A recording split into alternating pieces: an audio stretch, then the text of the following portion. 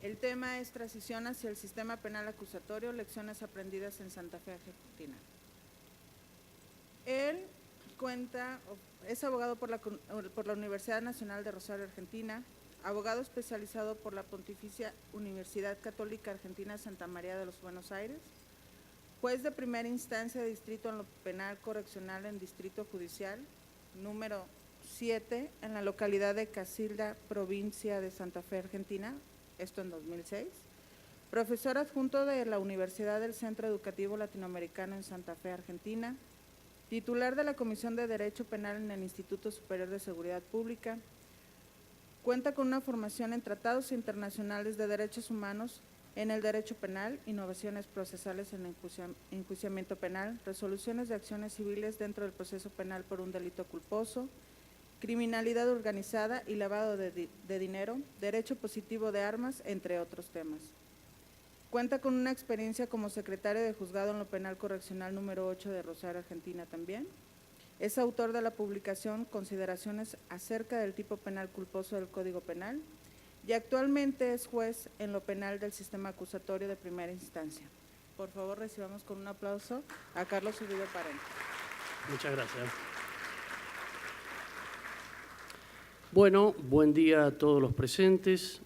En primer término, quiero agradecer a las autoridades de la Universidad de Guadalajara esta cordial invitación que me han hecho, fundamentalmente en la persona de la doctora María Esther Avelar Álvarez y también del doctor Marcos Pablo Molosnik. Bien, voy a dividir mi charla, y espero ser lo suficientemente claro, en dos aspectos. Un primer aspecto que trata sobre la transición que hubo en nuestra provincia de Santa Fe a partir del paso del sistema procesal inquisitivo al sistema procesal acusatorio o adversarial, y luego de esto sí realizar algunos lineamientos de nuestro Código Procesal Penal. En nuestra provincia de Santa Fe nosotros ostentamos el triste récord, por así decirlo, de haber sido la última provincia de la República Argentina en pasar del sistema inquisitivo al sistema acusatorio. Fueron muchísimos los años de discusiones, de proyectos que quedaron en la nada, de tratar de imponer o de ajustar un sistema penal a las pautas internacionales. Finalmente ocurrió lo que iba a ocurrir, que con un fallo de la Corte Suprema de Justicia de la Nación puso en tela de juicio todo el sistema procesal penal de Santa Fe, exigiéndole que ajustara la normativa a las exigencias legales. Esto fue allá por el año 2005 y motivó que las autoridades políticas de ese momento tuvieran que desempolvar algunos proyectos que tenían respecto del nuevo Código Procesal Penal, el que finalmente se aprobó en el año 2006. Nuestro Código Procesal Penal, como lo dice la Ley 12.734, es del año 2006. Por supuesto que la implementación de un Código Procesal Penal que prevé un juicio oral y público en un sistema acusatorio no es de fácil implementación. No es de fácil implementación. Quien les habla entiende que es el sistema procesal más adecuado y el que debería estar vigente en todos los países. Pero exige un costo muy importante, una erogación muy importante por parte del Estado, una policía profesionalizada, una infraestructura adecuada para los ministerios públicos, especialmente el fiscal, y una capacitación permanente de todos los operadores de justicia. Debo decirles que finalmente, a pesar de que la ley es del año 2006, finalmente el 14 de febrero del año 2014, es decir, aún no se cumplieron 3 años, se encuentra vigente la Ley 12.734. ¿Cómo se le dio solución a ese impasse entre el año 2006 y el año 2014? Se tuvo que dictar una ley posterior, la 12.912, en el cual se tomaron algunos institutos que ya preveía la ley nueva a fin de estar acorde con el sistema acusatorio. ¿Qué sucedió? No era ni una cosa ni la otra. Era un sistema mixto, un sistema que tenía un 60% normativa del sistema inquisitivo y un 40% normativa del sistema acusatorio. Sin embargo, con este sistema nosotros convivimos desde el año 2008 hasta el 2014. Hoy, vuelvo a destacarles, en la provincia de Santa Fe tenemos ya casi 3 años de vigencia del Código Procesal Penal del sistema acusatorio. ¿Cuáles son las características que tiene nuestro sistema de Código Procesal Acusatorio? Bueno, especialmente, y donde hubo un cambio fundamental, es en la forma en que se realizan y se concretan todas las audiencias, las que se hacen en forma oral y pública, de manera tal de que cualquier persona, cualquier ciudadano, cualquier familiar puede asistir a las audiencias y verificar en el contenido de las mismas, presenciarlos y tendrá su opinión. Coloca finalmente en un mismo plano de igualdad a las partes del proceso, los sujetos del proceso, que son nada menos que el Ministerio Público de la Acusación, quien lleva adelante el peso de este sistema. Saben ustedes que es el titular de la acción penal, mientras que en la otra base de esta pirámide se encuentra el imputado, siempre con su defensa al lado. Siempre con su defensa al lado. Hay que respetar los derechos de uno y de otro lado de las partes. Como asimismo, no me quiero olvidar de un tercer sujeto, aunque no necesario, pero sí eventual del proceso, que puede ser la víctima a través del querellante, a los fines de darle formal cabida a la tutela legal efectiva. Entonces, en la base está el fiscal, que tiene una pretensión, el imputado con su defensa, que seguramente van a resistirla, que puede o no estar el querellante, y en la pirámide un juez que es o que debe ser absolutamente imparcial, imparcial e independiente. Ese es el verdadero sistema acusatorio y el sistema por el cual se debe juzgar a una persona en un proceso penal. Ahora bien, para que este sistema funcione, y allí es donde yo me permito hacer algunas críticas en mi provincia, es que debe dotarse ese sistema con toda la infraestructura necesaria para que no fracase.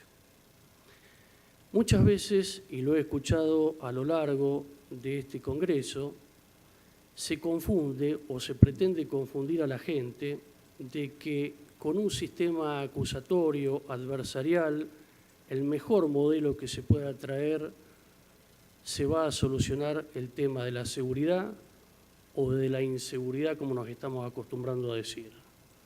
Eso es una absoluta falacia. Un sistema procesal penal no va a solucionar el tema de la inseguridad o de la seguridad. Lo que sí temo para mí, y creo que es lo correcto, puede ser un muy buen acompañante, un sistema procesal penal, un muy buen acompañante del tema de la seguridad. ¿Y por qué les digo esto? Porque en la medida en que el sistema les dé respuestas al ciudadano, entonces nosotros vamos a ver que acompaña. Fíjense ustedes que un sistema procesal acusatorio permite estadísticamente que tan solo del 3 al 8% de los casos denunciados puedan llegar a juicio oral y público. ¿Se entiende, no? De cada 100 casos que son denunciados, únicamente un sistema acusatorio puede absorber del 3 al 8% de esos casos denunciados. Significa esto que dentro de esos 3 al 8% deben estar los casos realmente importantes con delitos de extrema gravedad, como son los delitos contra las personas, contra la propiedad, contra la integridad sexual. Todos los otros delitos no significan que el Código Procesal Penal no les dé atención o no les preste atención, pero deben tener también, conforme a la política criminal que baja de la Procuración General o del Fiscal General, una solución alternativa de conflicto. Una solución alternativa de conflicto. Siempre escuchando y dándole participación a la víctima, que era el gran olvidado en el sistema inquisitivo. Ello no significa que delitos de alcance menor, en mi país el delito culposo, emparentado muchas veces con los accidentes de tránsito, son de una estadística sumamente importante. Sin embargo, a la hora de verificar la pena que impone un delito de homicidio culposo, nos encontramos con que el máximo de la pena es 5 años. Sin embargo, nada obsta a que un delito culposo, como también un delito menor, cuya pena superior sea de 2 años, 3 años o 4 años, pueda ser llevado si el fiscal general, el fiscal regional o el fiscal interpretan que es una causa que tiene el mérito suficiente para ser llevada a juicio oral y público. En nuestro país el sistema funciona, no les voy a decir que no funciona. En mi criterio hay un gran esfuerzo por parte de los operadores en llevar adelante este sistema. Ya no se puede volver atrás, pero se han cometido errores que son de difícil solución.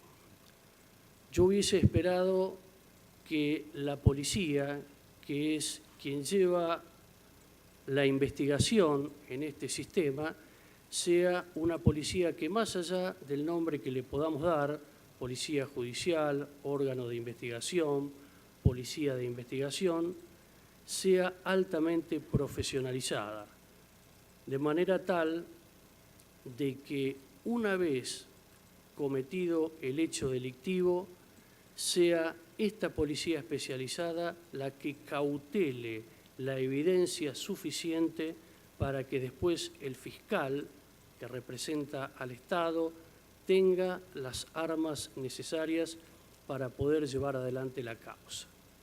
Si nosotros fracasamos en este punto, entonces no vamos a hacer un acompañamiento del tema de la seguridad o de la inseguridad, porque la gente no va a tener respuesta.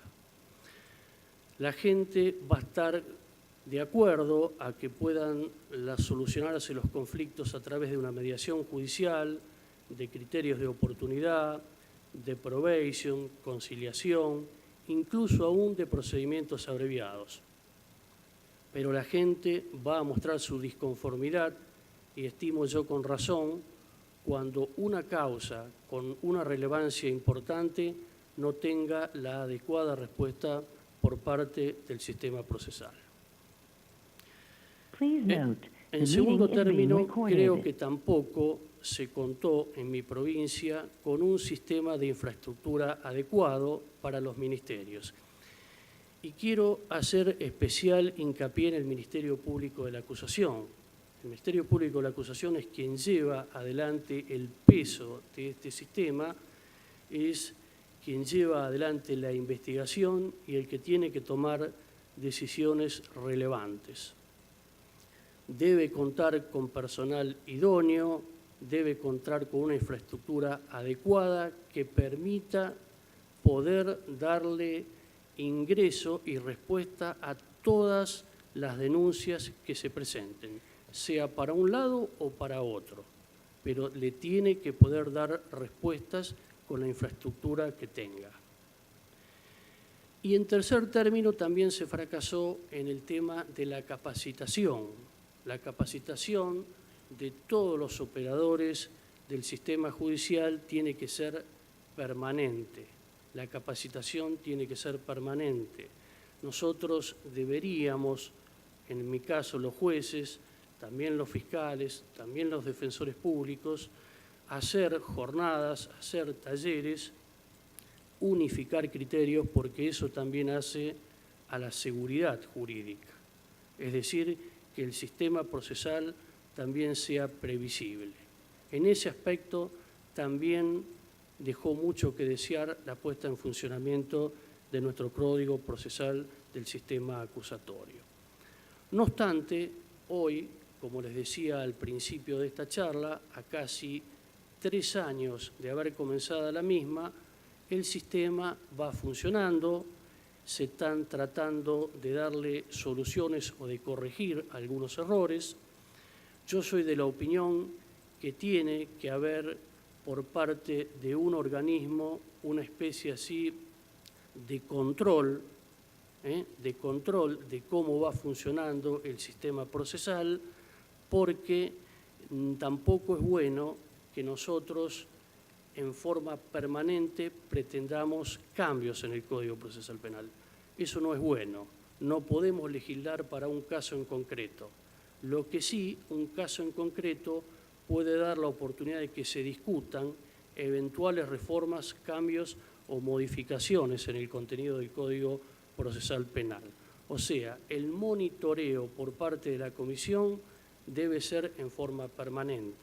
Lo que no estoy de acuerdo que se intente hacer reformas en el Código en forma permanente, porque ello también conspira contra una seguridad jurídica, que es lo que más nos interesa a todos. Bueno, voy seguidamente a darles y referirme a algunos temas de nuestro Código Procesal Penal, como lo dice la filmina, como lo dice la placa.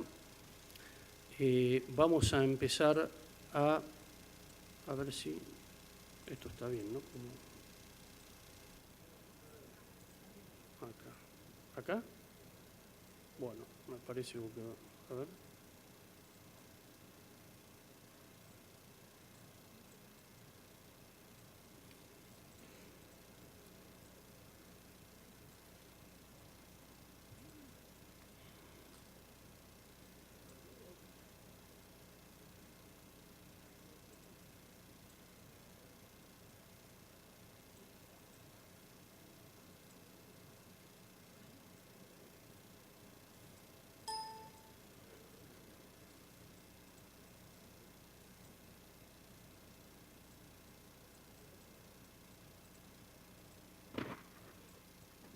Ahí está.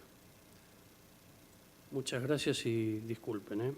Bueno, el proceso penal, como les decía, en nuestra provincia es acorde a la ley 12.734.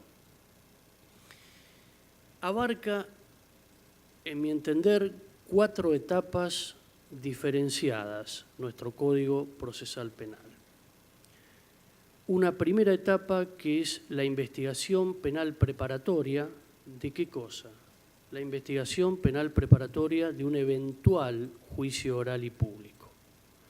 Aquí se deben tramitar, haciendo como dato estadístico, más o menos el 60% de los hechos denunciados. Una segunda etapa, que es la del procedimiento intermedio, en donde allí ya el fiscal, el representante del Ministerio Público Fiscal, ha presentado la requisitoria de elevación a juicio o la acusación. Este es un procedimiento, el intermedio, muy importante, ya nos vamos a referir a algunos temas, y tenemos una tercera etapa que es el juicio oral y público. Recuerden ustedes que les decía que para que un sistema procesal penal pueda funcionar en su plenitud, tan solo de los hechos denunciados llegan el 3 al 8%. Y finalmente, en caso de que haya una sentencia condenatoria firme o en su caso una sentencia absolutoria con medida de seguridad, va a existir una última etapa que es la ejecución de la pena y que también tiene su problemática. Vamos a referirnos a la primera etapa del Código Procesal Penal, la IPP, como le decimos nosotros, Investigación Penal Preparatoria. Todos los actos son fiscalizados por el fiscal. El Ministerio Público de la Acusación tiene en la cabeza un fiscal general, tiene 5 fiscales regionales a lo largo de la provincia y numerosos fiscales y fiscales adjuntos en los asentamientos judiciales. Ellos son los que llevan adelante toda la investigación que hacen a los delitos de acción pública, incluidos los dependientes de instancia privada una vez que se ha removido el obstáculo legal. La policía, que en nuestro Código Procesal Penal se llama organismo de investigación, está en forma constante al lado del fiscal, responde al fiscal y recibe pautas investigativas del fiscal. Debo decirles que en nuestra provincia hay una ley que prevé la policía judicial dependiente del Ministerio Público de la Acusación, pero que únicamente está la ley, falta el contenido y ponerla en funcionamiento. Es decir, que hoy seguimos con esa policía de investigación. ¿Qué debe hacer el fiscal ante el anoticiamiento de hechos delictivos? Y allí está la importancia que yo le asigno al Ministerio Público de la Acusación, a la política criminal que pretenda desarrollar en sus 6 años de duración un fiscal general, que sea claro, preciso, con sus fiscales regionales, con sus fiscales de primera instancia, qué tipos de delitos son los que él les va a dar prioridad respecto de los otros. Porque eso, a lo largo de los 6 años, va a ser el resultado estadístico de lo que realmente hizo el Ministerio Público de la Acusación. Desde luego que el fiscal, cuando advierta en los hechos que hay elementos probatorios importantes o verosimilitud en el derecho, va a iniciar la investigación.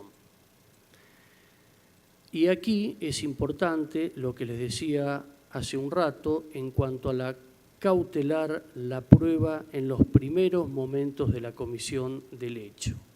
Una vez que dejamos pasar las primeras 24 o 48 horas de ocurrido el hecho, después tenemos enormes dificultades para hacernos de evidencias y, en definitiva, para ir pasando de etapas.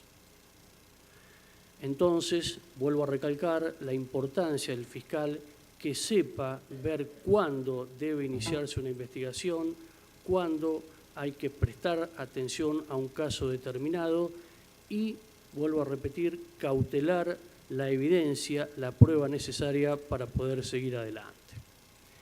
Hablamos en esta etapa de la IPP de evidencia que está recolectando el fiscal, porque la prueba, en su caso, la vamos a tener que demostrar en el juicio oral y público. El fiscal, una vez que inicia la investigación, curiosamente, en el Código Procesal Penal no tiene un plazo de duración esta IPP, no tiene un plazo de duración. Creo yo esto que ha sido una omisión importante, debería tener un plazo. Si lo tiene, fíjense ustedes cuando pasaron 6 meses de que se le recibe al imputado audiencia imputativa, que sería símil a lo que era la declaración indagatoria en el sistema inquisitivo, y no ha habido ninguna respuesta por parte del Ministerio Público de la acusación. Al pasar 6 meses, la defensa pública o privada le puede exigir al fiscal que resuelva la situación procesal del imputado. Y si el fiscal le dice que no o no lo hace, puede recurrir a un sujeto también de este procedimiento, que es el juez de garantías o juez de la IPP, que va a resolver conforme a lo que pida el Ministerio Público Fiscal, siempre en audiencia oral y pública y obviamente bilateralizando el pedido. Si en este caso el tribunal, el juez de la IPP, resuelve no hacer lugar al pedido de la defensa de un archivo jurisdiccional, puede renovarse el pedido a los 6 meses, pero no establece un plazo definitivo que le ponga coto a la investigación penal preparatoria. Creo yo una omisión importante en nuestro Código de Procedimientos.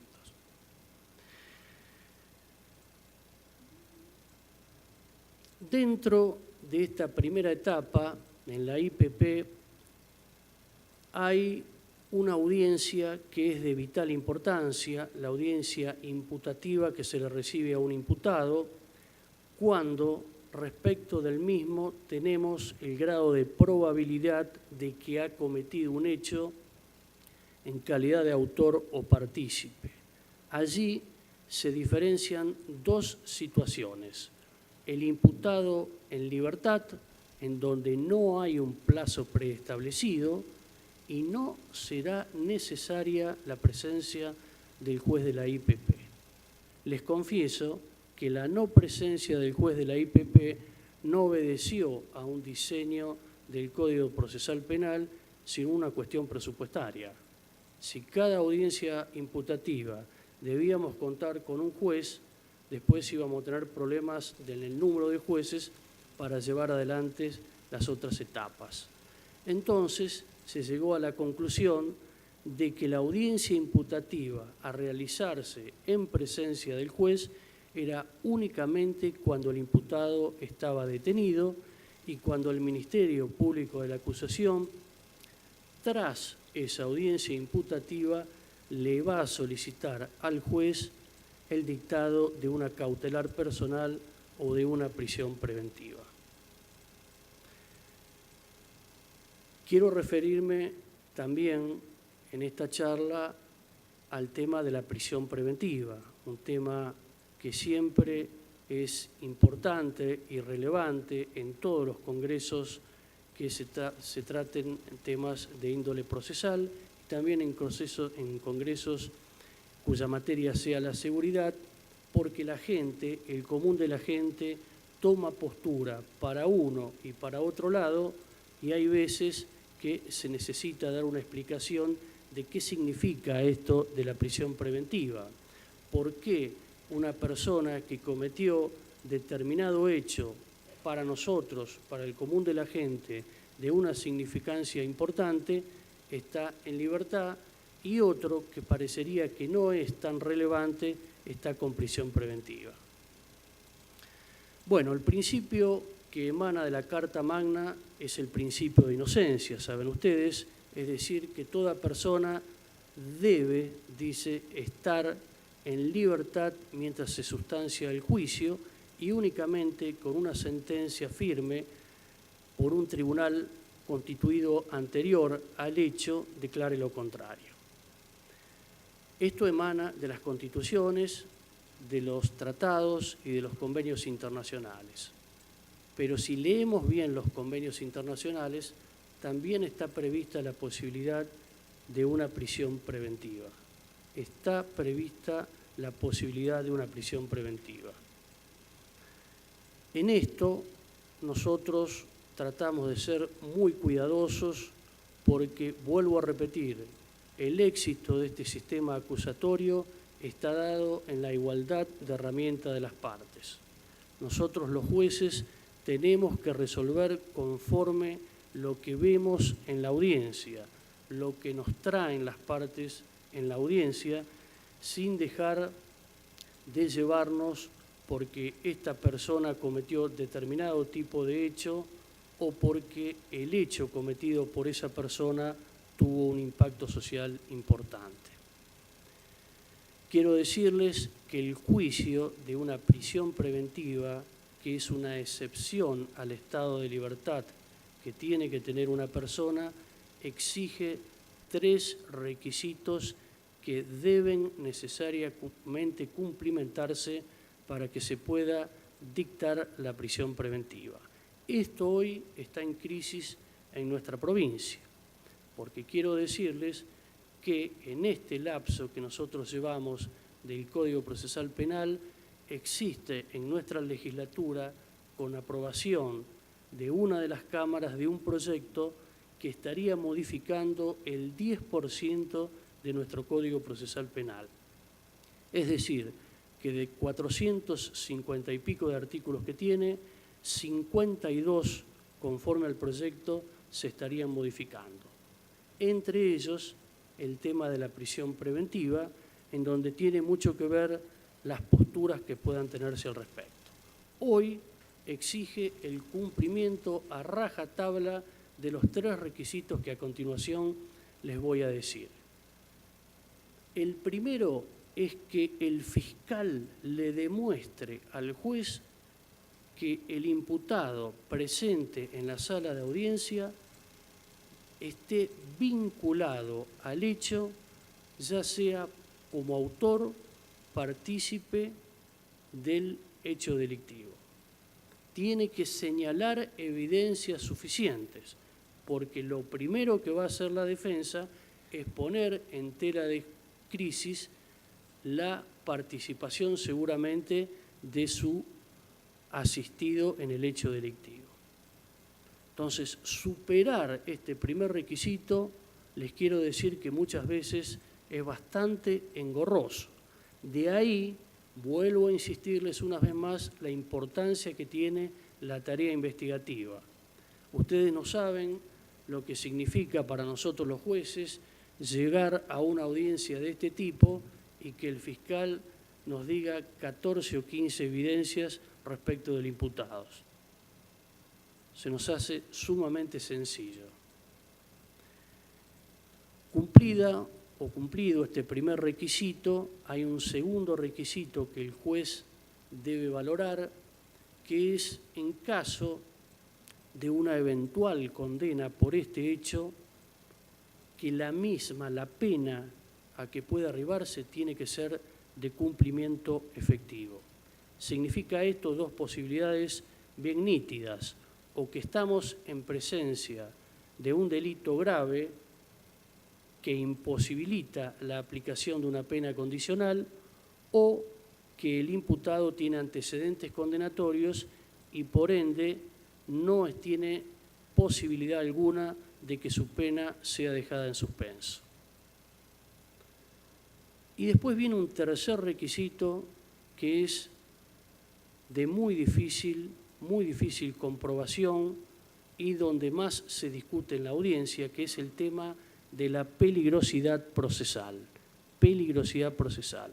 Significa esto peligro de fuga por parte del imputado, por ejemplo, por la expectativa de pena y también por el entorpecimiento probatorio, que nosotros debemos fundamentar adecuadamente, es decir, que no le otorgamos la libertad a fulanito de tal porque hay suficientemente evidencias que lo vinculan al hecho, porque tiene antecedentes condenatorios o porque se trata de un hecho grave y porque además, en caso de estar a libertad, seguramente puede frustrar prueba importante para un eventual juicio. Estos 3 requisitos tienen que estar presentes para que el juez pueda dictar la prisión preventiva. No basta con que esté presente uno o que estén presentes dos. Deben estar presentes los tres requisitos y de esa forma, en una audiencia oral y pública, vuelvo a decirle, donde cada una de las partes argumenta, el juez decide en el acto. Decide en el acto, de manera tal de que clausura el debate y de acuerdo a lo que ha escuchado y lo que ha demostrado alguna de las partes, tiene que resolver. Por eso quería decirles a ustedes o hacer una referencia al tema de la prisión preventiva. En caso de no cumplirse con estos requisitos, el juez tiene que abstraerse del delito, tiene que abstraerse del impacto social y tiene que obrar conforme lo exige la normativa legal. Si no, el juez estaría incumpliendo con su función. Para eso, el juez puede echar mano a las alternativas a la prisión preventiva, puede fijar las reglas de conducta, puede fijar una caución, pero respetándole la libertad al imputado. O por el contrario, hay veces que puede morigerar una prisión preventiva, es decir, que el imputado está en prisión preventiva, pero puede morigerarla con una prisión domiciliaria, con salidas laborales, con tratamientos, si esta persona necesita tratamientos porque tiene alguna vinculación con la droga o con el alcohol o con lo que fuere. Y después hay un instituto que es el cese de la prisión preventiva y que nos impone a todos saber de que la prisión preventiva no es para siempre. De ahí la importancia de que en el sistema acusatorio se vayan cumpliendo las distintas etapas. Nosotros, esto sí, como buen dato de la realidad, les digo que los 4 juicios orales que yo estuve presente a lo largo de casi 3 años, en los 4 las causas no superaban desde su comisión del hecho los 8 meses. O sea, en 8 a 9 meses nosotros en procesos, por lo menos en los que yo estuve presente, se dictó sentencia. Lo que no puede ser para siempre es la prisión preventiva, tiene un plazo máximo de duración de 2 años, extensivo por 1 año más cuando el fiscal demuestre fehacientemente que la causa amerita por su problemática la extensión de la prisión preventiva con anuencia de un tribunal superior.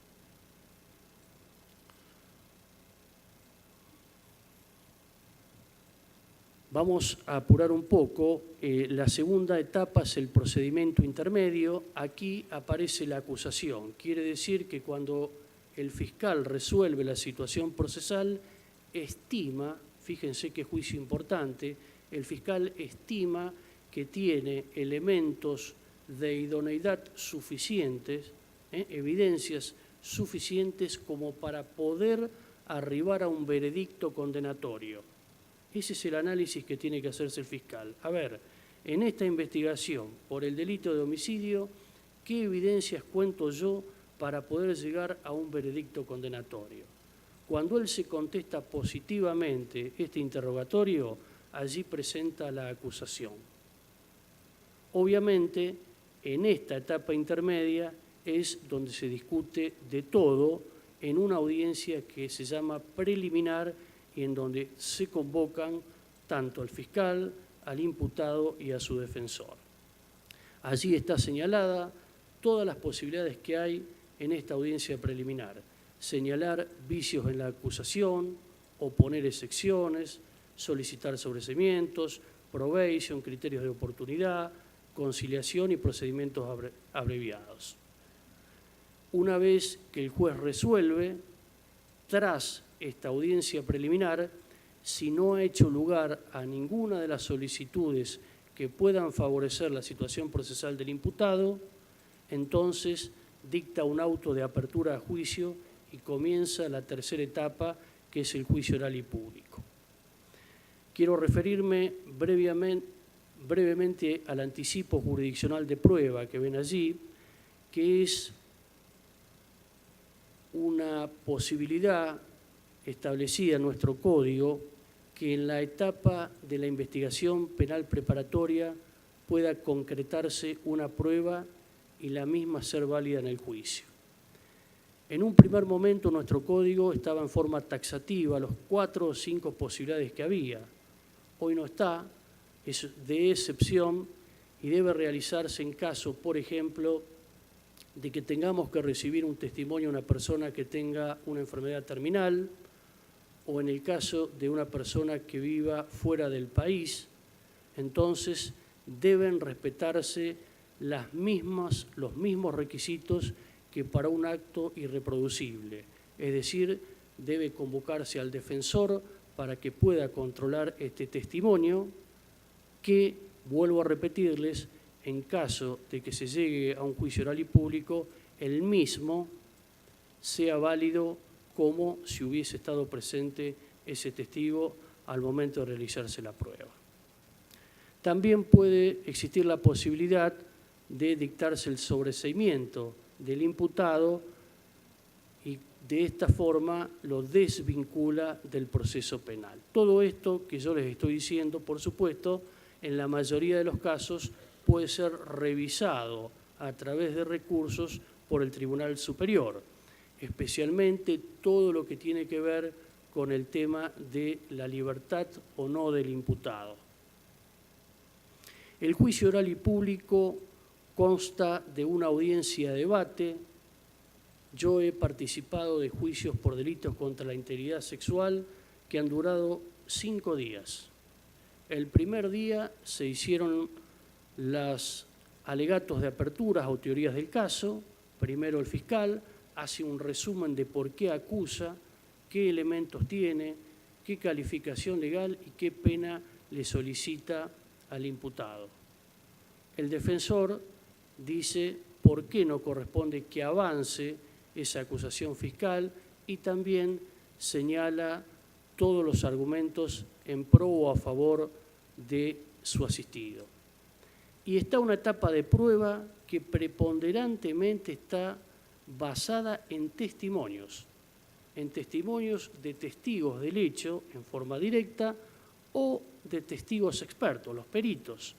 Los peritos que antes en el sistema inquisitivo nos acompañaban a nosotros una pericia o un informe de balística o un informe médico, hoy tienen que ir a prestar declaración testimonial en el juicio oral y público. Ese desarrollo de la prueba generalmente se hace en 2 o 3 días, tiene mucho que ver cuáles han sido las pruebas ofrecidas por las partes y que se discutió en esa audiencia preliminar que yo les decía hace un rato. Una vez que termina la etapa de prueba, el juez le pregunta a las partes si están en condiciones de alegar sobre la prueba, los alegatos de clausura, y vuelven a tener participación primero el fiscal y después la defensa, eventualmente también, como les decía, un sujeto no necesario del proceso, que es el querellante, pero que puede estar. Después existe la réplica a los argumentos de cada uno y en un plazo de 24 o 48 horas el tribunal tiene que dictar sentencia. Esto se cumple. Esto, debo decirles a ustedes, en nuestra provincia se cumple. Se diagraman los juicios, vuelvo a repetir, mucho tiene que ver la prueba ofrecida por las partes, pero se cumple. Finalmente, se dicta una sentencia que, vuelvo a repetirles, en caso de que sea condenatorio, va a existir esa última etapa de ejecución de sentencia. Han quedado algunos temas allí en el tintero, como pueden ser los medios alternativos de solución de conflictos, criterio de oportunidad, la probation, juicio abreviado, que hubiese querido referirme un poco porque es un tema que está también en discusión. Se ha hecho quizás un abuso de este procedimiento abreviado en nuestra provincia y otros temas relevantes como los recursos, reparación del daño material y el habeas corpus. Todos temas en que yo estoy abierto a contestar preguntas en caso de que el auditorio así lo quiera. En síntesis, ya estoy casi sobre la hora o me falta un poco, interpreto o considero que el sistema procesal acusatorio es el modelo a seguir por excelencia, además de ajustarse cabalmente a los enunciados de nuestra Carta Magna de la Constitución Nacional. Está en nosotros, los operadores del sistema, acompañados por una policía profesional, por una adecuada infraestructura y una constante capacitación, dar las respuestas que toda la ciudadanía debe y merece esperar de la justicia. Muchas gracias.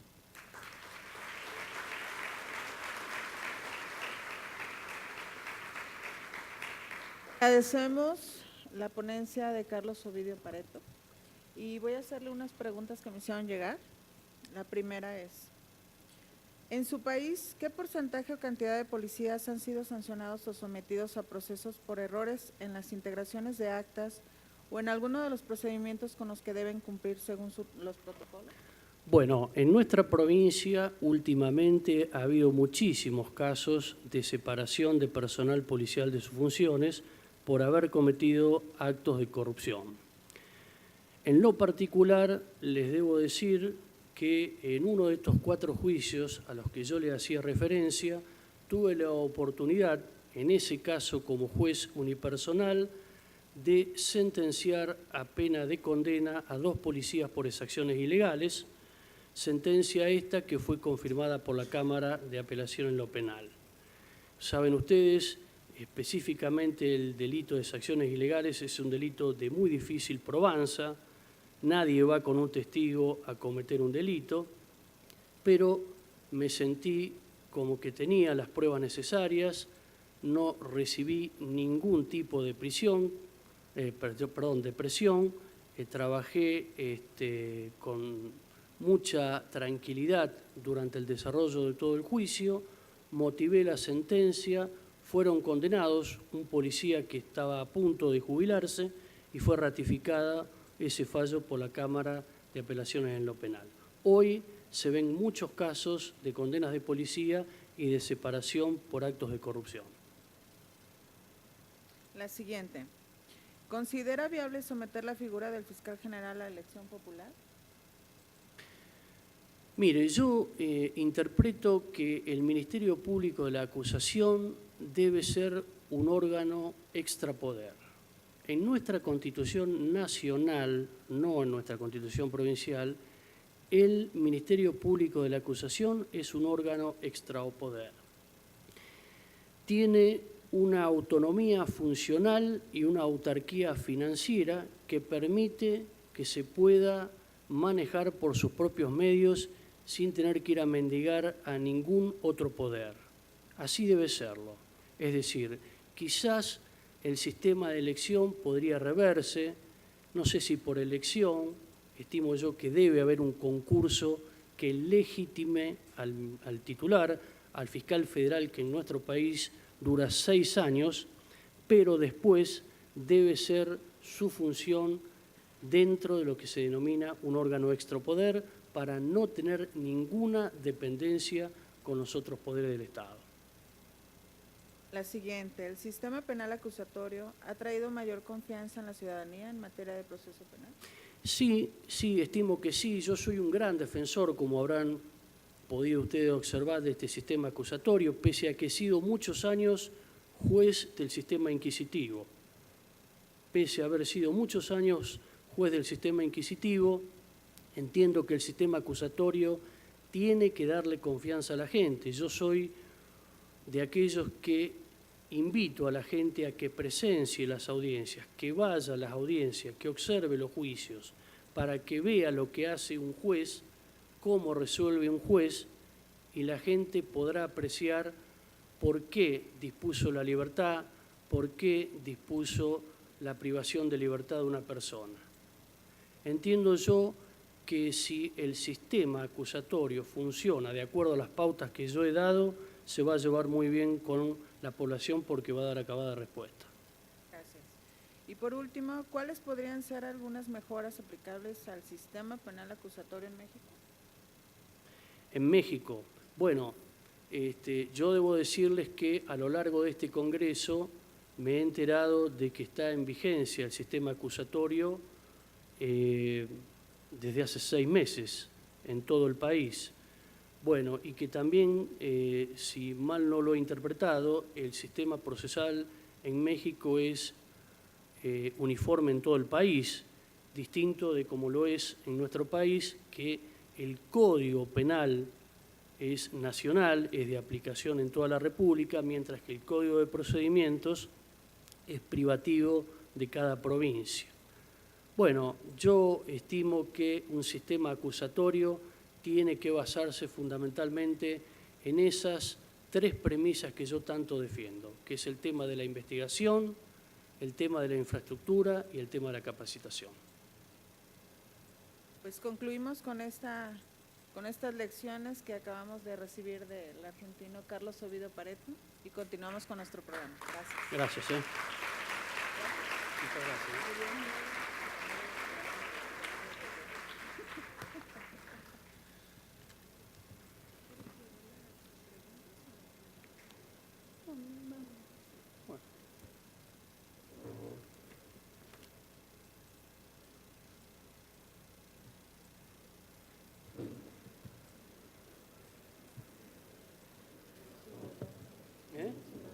Sí. Please note,